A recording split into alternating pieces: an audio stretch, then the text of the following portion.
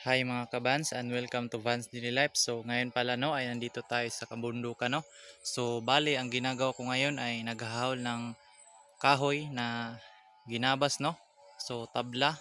So bali ito yung gagamitin nating pansahig sa ating bahay no. So bali ito ang kahoy na to is approved na no na kami dito sa aming bukid ay magputol no. Pero ang purpose lang is bahay lang no, dapat hindi ito ibenta kasi illegal.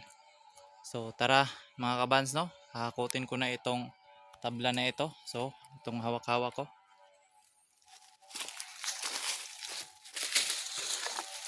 So tara.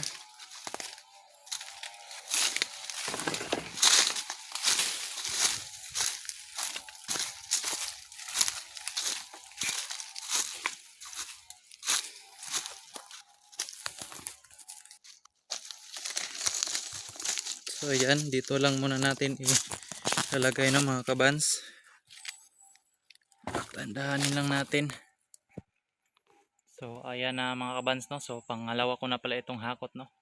So dito ko muna ilalagay itong ating tabla no, ang gagamitin sa pagtayo ng bahay. So bali dyan, dadaan pa namin yan pasulong o pababa ng bukid.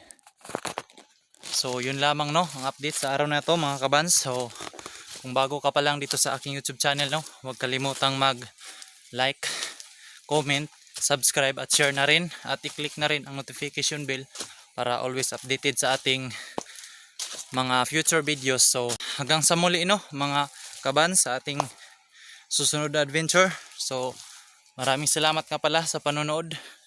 Yun lang.